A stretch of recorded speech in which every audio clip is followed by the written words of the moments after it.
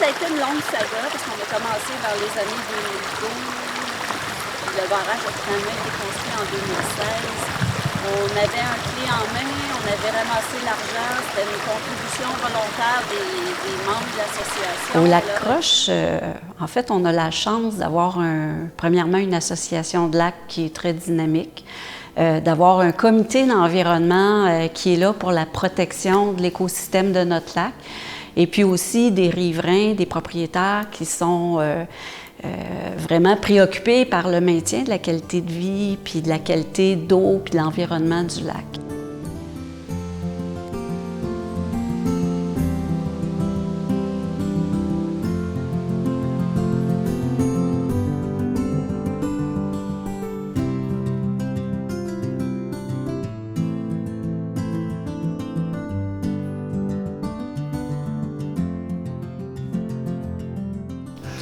On avait un barrage qui était là minimalement depuis 1935, mais qui était vraiment un barrage artisanal, des sacs de sable, des bûches de bois, des roches. Le terrain ici appartenait à l'association.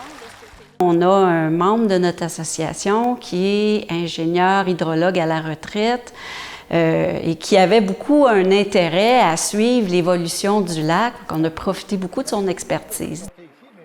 Alors, je suis ingénieur à la retraite. J'ai travaillé pendant 40 ans comme ingénieur hydrologue pour la même firme de consultants. J'ai travaillé non seulement au Québec, mais aussi au Canada, aux États-Unis et dans 27 pays différents à travers le monde. Il y a le barrage, il ne ressemblait pas à ça du tout. Là. On va voir. Là, c'est exactement où on est. Okay. Voilà comment c'était en 2002. Donc, il y a 18 ans, ma femme et moi avons décidé d'acquérir un terrain ici pour faire construire notre chalet, que vous voyez aujourd'hui. Et étant hydrologue de formation, ayant vécu 40 ans dans l'étude des différents bassins versants, j'étais forcément intéressé par des formations professionnelles, si vous voulez, du comportement de notre lac. Parfois, on voyait que le niveau d'eau se maintenait un peu trop haut, même après le printemps, c'est-à-dire lorsque la période des crues était déjà passée, le niveau était trop haut. Et c'est alors que je me suis adressé à l'association du Lac Croche. Je leur ai dit, si on pouvait suivre l'évolution du niveau du lac, ça pourrait nous aider à l'avenir pour voir vraiment ce qui se passe, si c'est normal ou anormal. Au début, il y avait un peu de résistance à cela parce que quand on parle de mesurer quotidiennement ou hebdomadaire, les gens, la première réaction, c'est de dire mais à quoi ça peut bien servir?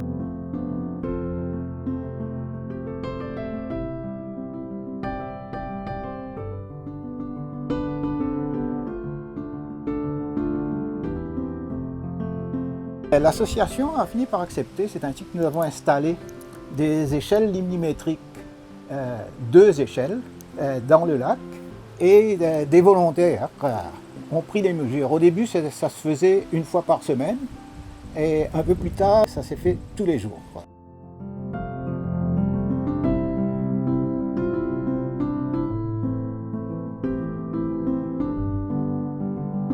Avec les courbes de niveau d'eau du lac, de 2004 à 2011, on a pu vérifier qu'on avait une perte de niveau d'eau assez importante au niveau de notre lac. Le niveau du lac s'est mis à baisser et à baisser. Et là, les gens se sont mis à crier tout autour du lac.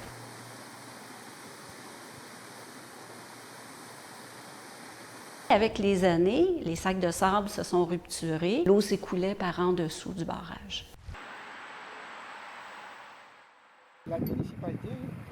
Ce n'est plus des bricoles maintenant. Si on veut faire un barrage, ça doit être fait selon les règles de l'art et en respectant les normes et les règlements en cours. La MRC nous avait dit, si vous voulez faire des démarches pour officialiser votre barrage dans un contexte où le CEHQ est d'accord avec ce barrage-là, bien, on va vous appuyer. Fait que suite à ça, nous, on a présenté en 2012 la problématique de baisse du niveau d'eau, nos craintes, en assemblée générale à l'association. Et puis là, les propriétaires, bien, il y avait des pour, il y avait des contre. Il y a des gens qui se questionnaient. T'sais. On a comme conclu qu'on ferait faire une étude par une firme conseil. Ce serait quoi les avantages, ce serait quoi les inconvénients? Ils ont travaillé là, pendant l'année 2012 et puis en octobre 2013, on leur a demandé de faire une présentation aux membres. Alors, ils ont vraiment regardé l'ensemble de la problématique et puis leur conclusion est arrivée à « oui, il faut refaire le barrage ». Parce que si on ne le refait pas, les conséquences sont baisse du niveau d'eau, retrait de l'eau, sédimentation, vieillissement du lac, baisse d'évaluation des propriétés, baisse de la qualité d'eau. Suite à cette présentation-là, on a dit aux gens, bien là, réfléchissez.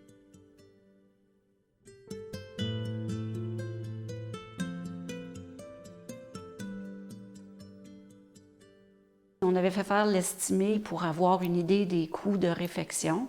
Ça variait entre 137 000 et 350 000 $ pour le même projet. Alors, il y a 3 compagnies qui ont soumis finalement.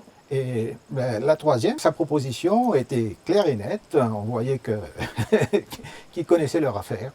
Le 137 000, le 350 000 incluait l'étude préliminaire qui finalement a coûté à peu près 6 800 $, plus faire un plan et devis sommaire du barrage et aussi l'étude qui disait les pour et les contre là, de la réfection, de la non-réfection du barrage. La majorité des membres de l'association avaient demandé que le barrage ne soit pas une structure en béton, mais plutôt en enrochement pour mieux s'harmoniser. On se disait, je ne veux pas un barrage en béton ici, on veut quelque chose qui va s'harmoniser avec la nature. Donc on était tombé d'accord, ça va être une structure en enrochement. Donc on avait une soumission pour 137 000.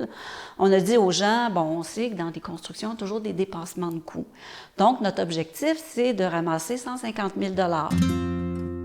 En assemblée spéciale, on a présenté le projet en disant le conseil propose 2 800 $ par maison construite en premier rang, 1 350 $ par terrain en premier rang non construit et 900 $, je pense, par terrain en second rang. C'était une proposition. C'est ce qu'on suggère, mais vous pouvez donner plus, vous pouvez donner moins, puis vous pouvez ne rien donner. Notre objectif, c'est un objectif commun. On veut ramasser 150 000 $. On se donne jusqu'au 28 février 2014. Si au 28 février 2014, on atteint notre objectif, on y va avec le barrage. Sinon, on abandonne le projet. Ce qu'on a dit, finalement, c'est, il faut voir le projet comme étant un projet communautaire, socio-financé. On le voit comme, par exemple, on veut restaurer une église. On a le petit thermomètre à l'extérieur. Les gens donnent des dons. Quand on atteint notre objectif, voilà, on fait nos rénovations. C'est la même chose. Tout le monde est d'accord pour construire le barrage. Vous donnez ce que vous pensez qui est équitable. Et on disait aux gens, on n'aura pas plus d'estime pour celui qui donne 5 000, puis moins d'estime pour celui qui donne rien. Là. Notre objectif, c'est 150 000 pour le 28 février 2014.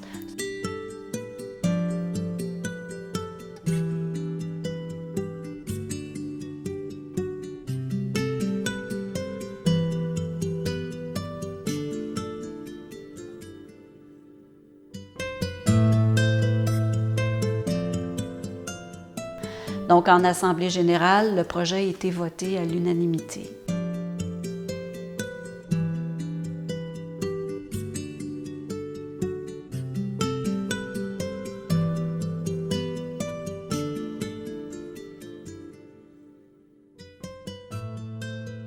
suite à l'acceptation à l'unanimité du projet, là, il y en a qui ont commencé à contester.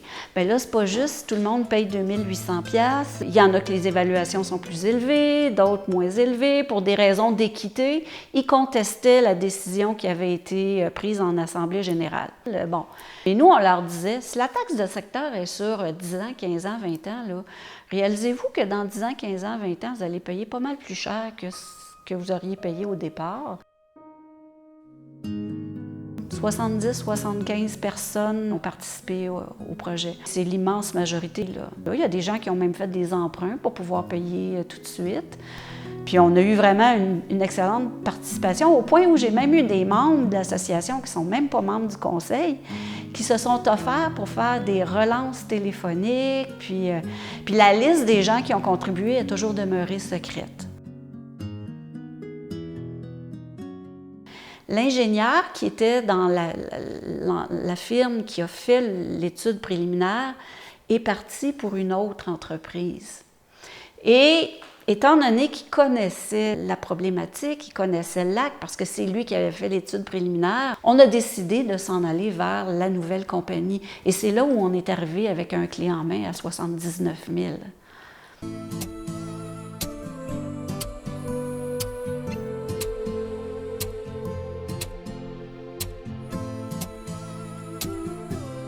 Les professionnels qu'on allait engager, ils allaient remettre le barrage en état de façon à reproduire les variations normales du lac. Et c'est maintenant, la question c'était quelles sont ces variations normales? Or c'est là, on avait déjà 8 ans de données du niveau du lac. Quand on leur a fourni ces données-là, ils étaient absolument enchantés. Et ça leur a permis de voir tout de suite quel était le niveau de gestion du lac qu'il fallait viser. On était prêt à procéder, à envoyer la demande de certificat d'autorisation au ministère. Le ministère prend la décision que dorénavant, un groupe privé comme le nôtre ne peut plus gérer un projet de réfection de barrage. C'est les municipalités qui doivent émettre le certificat. On a un projet que tout le monde nous dit environnement durable, socio-durable, financé par la communauté, merveilleux, extraordinaire. On n'a jamais vu un projet aussi bien monté, mais malheureusement, il est illégal parce que vous êtes un groupe privé.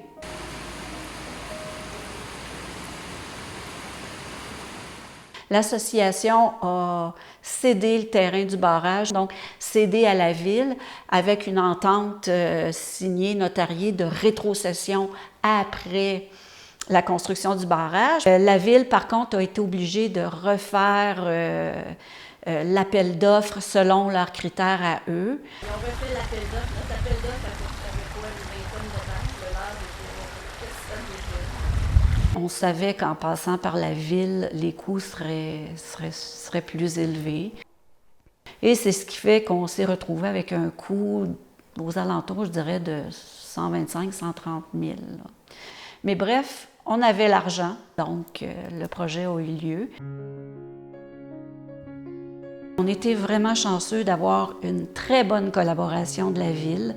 L'argent a été mis dans un compte en fidéicommis chez un notaire.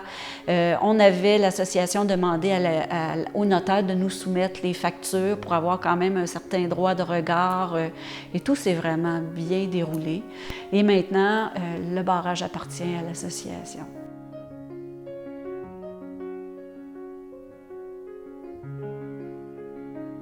Ils ont creusé ici avec la machinerie lourde, bien sûr, et ils ont travaillé à sec. Parce que le barrage... Moi, en tant qu'ingénieur observateur de l'association, j'allais suivre l'évolution des travaux pour m'assurer que tout se faisait conformément à ce qu'avait dit le contrat.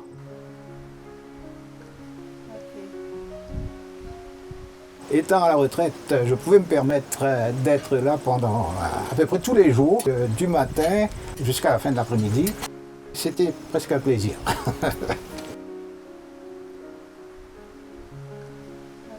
Heureusement, le barrage est petit. Il fait 20 mètres de long.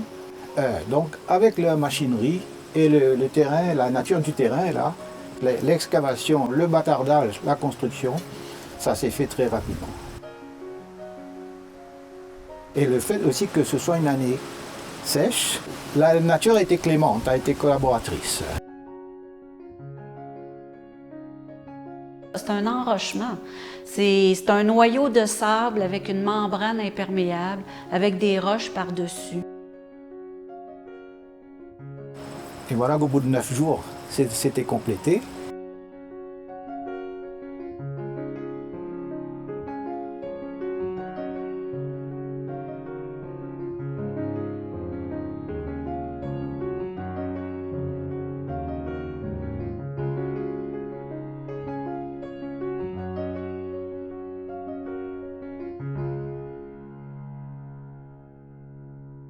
Il n'y a pas eu de ces, comment ils appellent ça déjà, les surcoûts, les budgets défoncés, etc.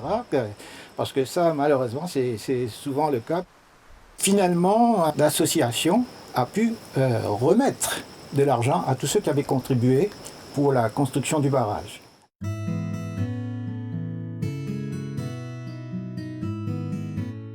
Les gens qui passent autour, là, qui se promènent, il y en a qui ne soupçonnent même pas qu'il y a un barrage à côté.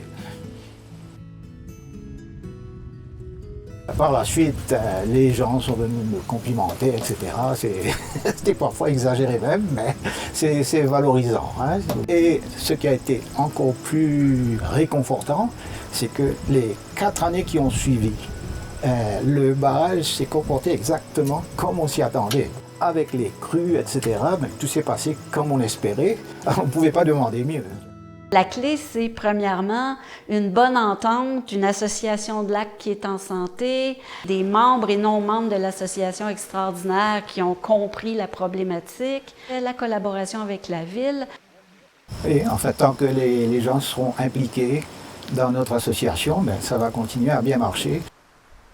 C'est extraordinaire, puis je veux dire, on peut remercier dans le fond l'ensemble de la population du domaine parce que c'est vraiment un projet commun.